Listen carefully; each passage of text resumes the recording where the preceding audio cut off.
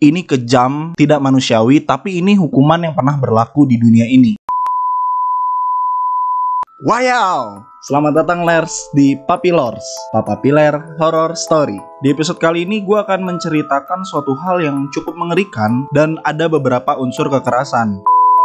Zaman dulu, orang itu terlihat lebih keji saat menghukum seseorang terpidana atau ya orang yang melakukan kesalahan lah ya. Beda dengan zaman sekarang yang terlihat lebih ringan dan lebih manusiawi. Nah, zaman dulu itu orang-orang yang melakukan kesalahan-kesalahan berat biasanya dihukum dengan cara yang menegangkan, serem, dan bahkan tidak manusiawi. Buat kalian yang ingin mencari tahu tentang hukuman-hukuman apa yang mengerikan di dunia ini, saksikan terus secara lengkap video ini.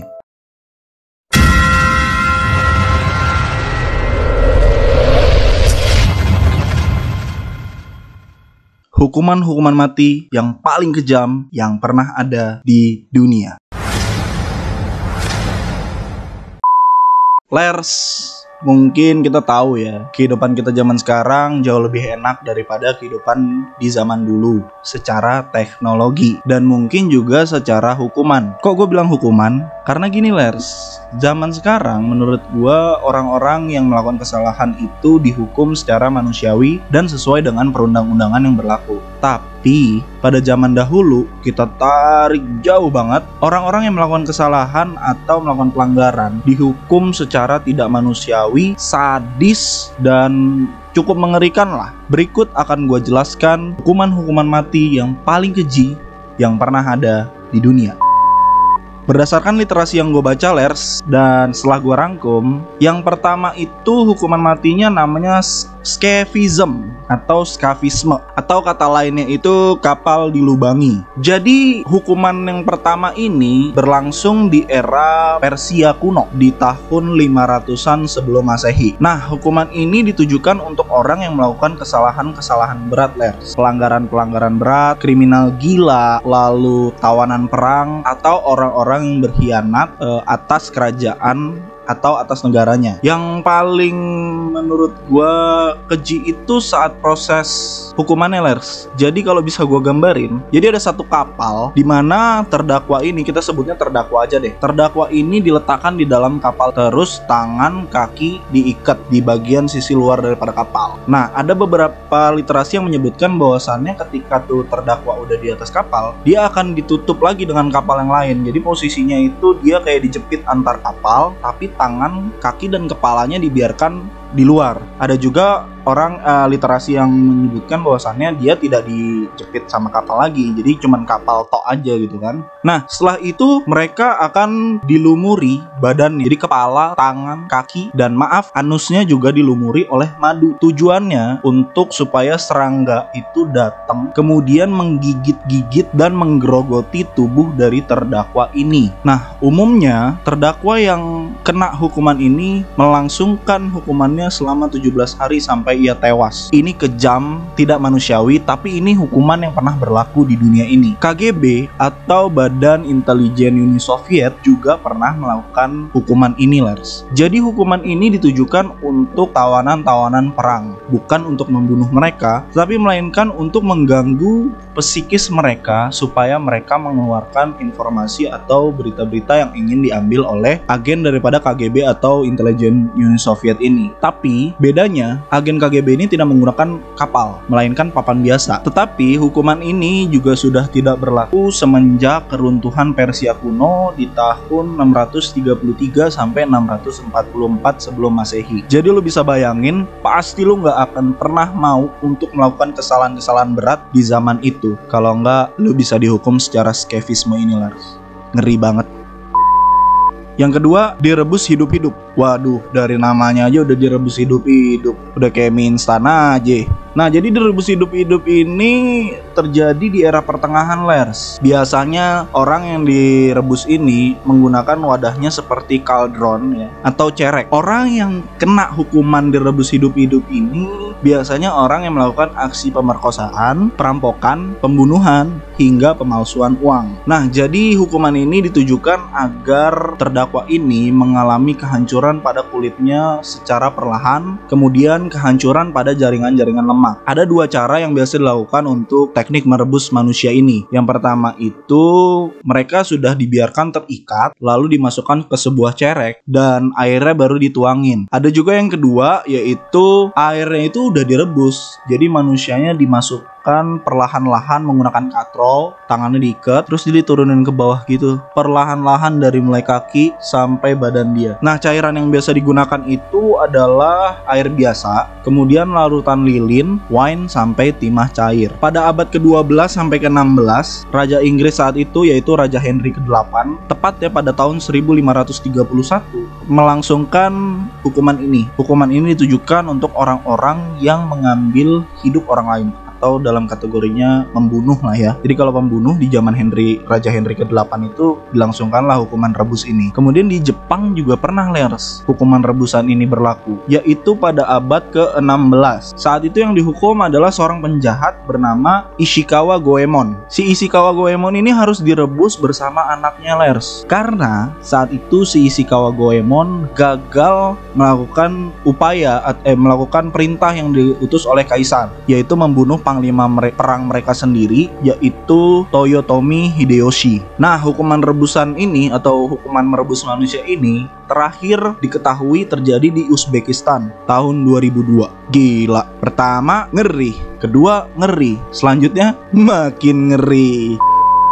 Yang ketiga, penyiksaan dengan tikus. Nah, mungkin kalian ketika gue sebutin itu aja, mungkin kalian juga udah tahu kali ya bentuknya seperti apa dan bagaimana. Intinya, hukuman ini pernah berlangsung. Buat kalian yang belum mengerti atau tahu tentang hukuman ini, jadi hukuman ini awalnya itu pada zaman Elizabeth di Katolik Roma. Hukuman ini itu ditujukan untuk orang-orang pendosa atau orang-orang yang suka melanggar perintah-perintah gereja saat itu. Saat itu juga, orang yang pernah merasakan hukuman ini adalah Diederik Sionai, orang Belanda yang saat itu melakukan pemberontakan terhadap ratu. Jadi tekniknya seperti ini, Si terdakwa ini akan ditidurkan di suatu tempat, kemudian di atas tubuhnya itu dimasukkan suatu kerangkeng. Ini lo bayangin ya, ini orang terus dimasukin di atas tubuhnya itu kerangkeng, kemudian di kerangkeng itu diisi oleh tikus. Nah, di atas kerangkeng itu dikasihlah bara atau sesuatu yang bisa memanaskan besi itu. Nah, naluri daripada tikus ketika ia merasakan sesuatu yang mengancam, ia pasti akan bergerak untuk menggali lubang. Jadi bisa lo bayangin kan, ketika tuh tikus merasa panas di atas perut manusia, pasti dia akan menggali perut manusia itu,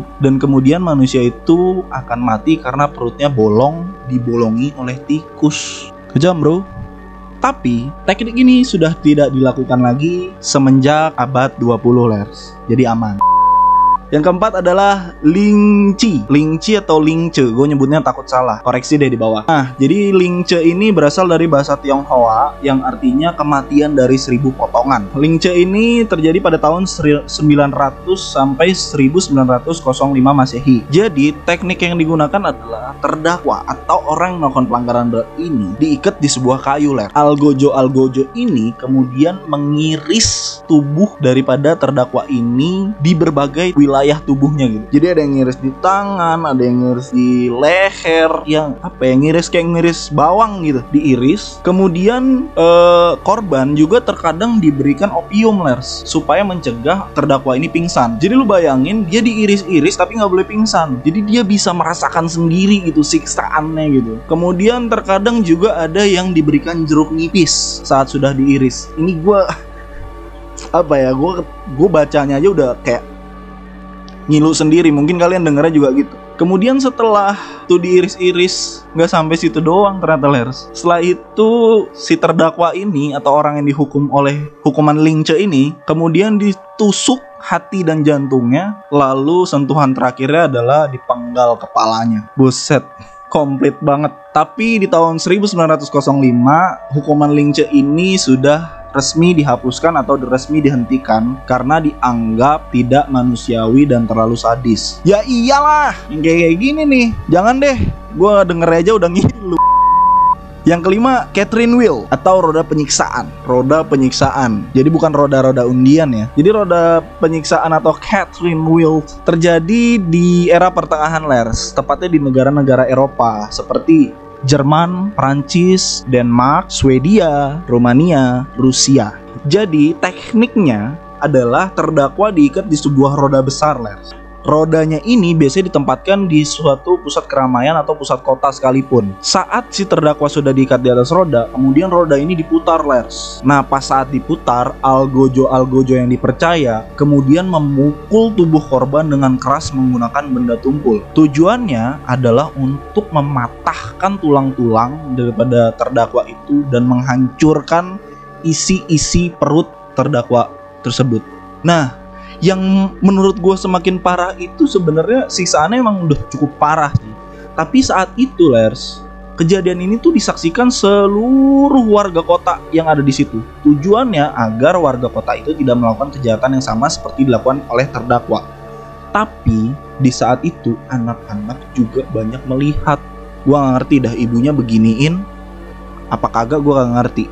Intinya ini sadis, menyiksa, tapi juga memberikan pelajaran kepada si terdakwa. Tapi hukuman Kathleen Whale ini sudah tidak diberlangsungkan lagi, Lers, karena sama alasannya, tidak manusiawi dan terlalu sadis. Yang keenam, The Rack. Jadi The Rack ini adalah hukuman yang terjadi di negara Eropa selama berabad-abad, Lers. Mungkin kalian juga bingung, The Rack itu apa, Bang? Papa. Tujuannya dilakukan The Rack ini supaya dislokasi pada bagian persendian lah, intinya seperti itu. Tekniknya, si terdakwa ini akan diikat tangan kanan, tangan kiri, kaki kanan, kaki kiri diikat secara terpisah. Jadi badannya tuh ngebentuk X gitu, Ler. Ngebentuk X, kemudian ditarik deh tuh dari 4 sisi. Nah, Lers, jadi The Rack ini mungkin kalian pernah nonton ya di film apa gitu. Gue juga sebenarnya gue pernah nonton di film mana gitu, tapi gue lupa deh. Kalau kalian tahu coba tulis di kolom komentar. Tapi yang bikin gue ngeri tuh sebenarnya pas tuh tangan kaki kita ditarik gitu ya, itu kan bunyinya tuh kayak retek kayak teknik yang pijet baru itu, pijet apa dulu namanya itu, chiropraktik. Kan ngeri banget bunyinya itu loh, bikin ngilu gitu loh. Intinya ngeri deh pokoknya. Kemudian yang terakhir atau yang ketujuh itu namanya brazen bull atau banteng Brazil. Pasti kalian di rumah mikir terdakwanya akan diseruduk banteng. Bukan, banteng itu dari Spanyol. Nah, jadi teknik ini dilangsungkan sebenarnya di Yunani kuno. Nah, makin bingung lagi kan lo. Jadi brazen bull atau banteng Brazil ini malah dilakukan di Yunani kuno. Mungkin kalian pernah nonton salah satu film namanya Midsommar. Nah, di Midsommar itu di bagian akhir kalau kalian nonton sampai habis, itu si aktor utamanya itu dimasukkan ke dalam beruang, kemudian beruangnya dibakar. Jadi at least si aktor ini juga dibakar hidup-hidup bersama beruang itu. Tapi kalau yang di brazen bull atau banteng Brazil ini, jadi ada satu alat gitu ya, bentuknya seperti banteng. Materialnya itu terbuat dari logam atau perunggu. Jadi tekniknya si terdakwa ini dimasukkan ke dalam tubuh banteng buatan ini yang terbuat dari logam dan perunggu. Kemudian bantengnya sengaja dibakar dari bawah, dari atas, dari kanan, kiri, dan lain sebagainya macamnya gitu ya. Tujuannya untuk menyiksa orang atau terdakwa yang ada di dalam. Dan di bagian kepalanya juga disediakan lobang gitu, Lers, untuk mendengar suara jeritan si terdakwa. Ini ngeri banget sih menurut gua.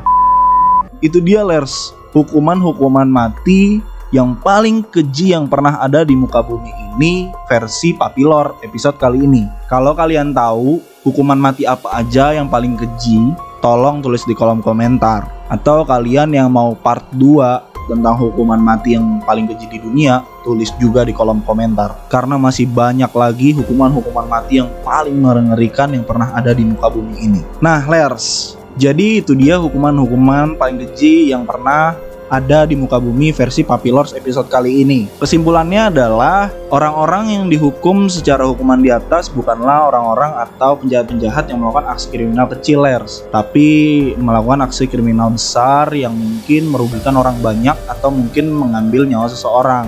Dan juga kesimpulan yang bisa diambil adalah hukuman ini tidak diperuntukkan untuk supaya terdakwa itu mati secara cepat, melainkan disiksa dulu, Lers, dan dipertontonkan di banyak warga. Tujuannya agar warga tidak mengikuti jejak daripada tersangka ini. Apapun itu, sebenarnya kejahatan itu dilakukan karena ada niat dan kesempatan, bukan karena keinginan dari pelakunya tersebut. Tapi buat kasus-kasus besar seperti yang lazim ada di Indonesia, salah satunya korupsi, mungkin nggak ya bisa dihukum seperti kayak gini? Kalau kalian setuju koruptor di Indonesia itu dihukum seperti ini, tulis saya di kolom komentar yang sebanyak-banyaknya. Pokoknya itu aja deh pokoknya. Sekian yang bisa gue sampaikan di Papilors episode kali ini. Terima kasih untuk kalian yang sudah menyempatkan waktu untuk mengklik dan menonton video ini. Sekali lagi Lers, gue tekankan, apapun yang negatif dalam video ini, tolong kalian buang jauh-jauh. Yang positifnya, boleh kalian ambil sebanyak-banyaknya. Karena gue tidak pernah memaksakan apapun cerita di sini untuk kalian percayai. Itu urusan kalian.